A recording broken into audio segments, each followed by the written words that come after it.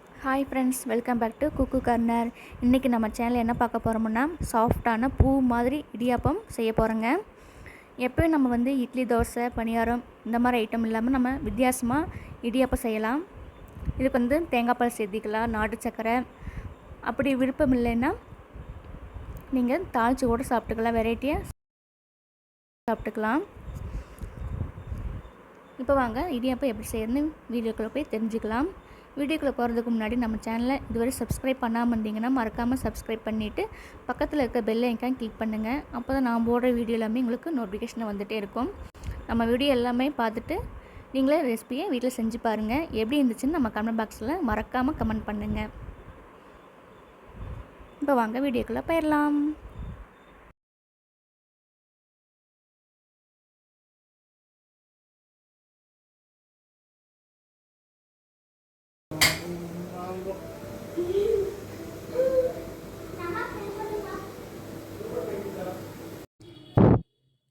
இப்போ இடியாப்பம் செய்கிறதுக்கு நான் சாப்பாடு அரிசி எடுத்துருக்கேன். இது 3 டம்ளர் எடுத்து தண்ணியில் ஊற வச்சுருக்கேன்.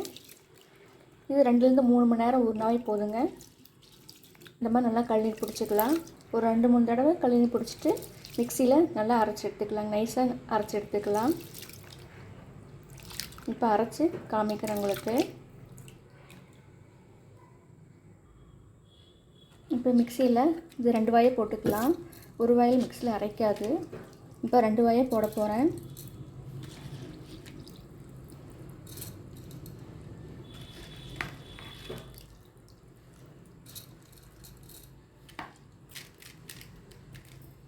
இப்போ கொஞ்சம் தண்ணி ஊற்றிக்கலாம். தண்ணி கொஞ்சமாக ஊற்றிக்கலாங்க. இப்போ மிக்சியில் அரைச்சிட்டு வந்துடுறேன்.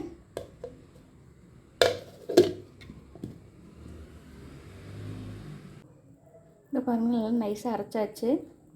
இப்போ இது இந்த பாத்திரத்தில் ஊற்றிக்கலாம். இப்போ மீதமுள்ள அரிசி இதே மாதிரி நல்லா அரைச்சிட்டு வந்துடலாங்க. மாவு நல்லா நைஸாக ஆட்டியாச்சு.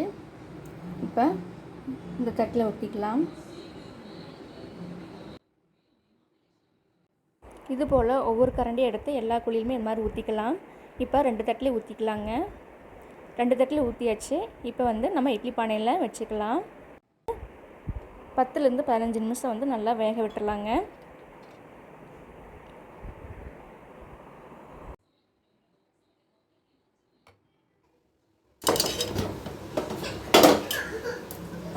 இப்போ இட்லி நல்லா வெந்துடுச்சு. இப்போ தட்டில் மாற்றிக்கலாம். இப்போ இடியாப்பம் மிஷின் எடுத்து வச்சாச்சு. இப்போ ஒவ்வொரு இட்லியும் அதில் போடலாம்.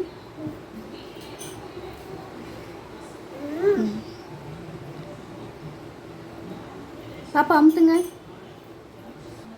ஓகே அம்மா.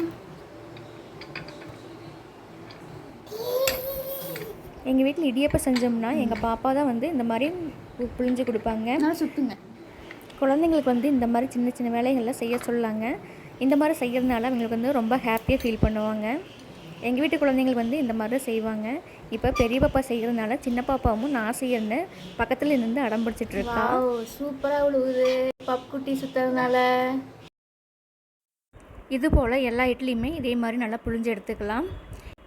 எல்லா இட்லியுமே எங்கள் பாப்பா தான் சுற்றுனாங்க. அவ்வளோ சாஃப்டாக இருக்குதுங்க. நீங்களும் வீட்டில் ட்ரை பண்ணி பாருங்கள். கண்டிப்பாக பூ போல் இடியாப்பம் இருக்கும். சாப்பாட்டு அரிசியில் இடியாப்பம் செய்யனால இடியாப்பம் நல்லா புழுவாட்ட பூ மாதிரி நல்லா இருக்குங்க, மெதுன்னு. நீங்களும் இது வரைக்கும் ட்ரை பண்ணலன்னா இனிமேட்டு நீங்கள் சாப்பாட்டு அரிசியில் ட்ரை பண்ணி பாருங்கள். இடியாப்பம் நல்லா பூ மாதிரி வரும். இடியாப்பக்கு நான் நாட்டு சக்கரை சேர்த்திக்கிறேங்க.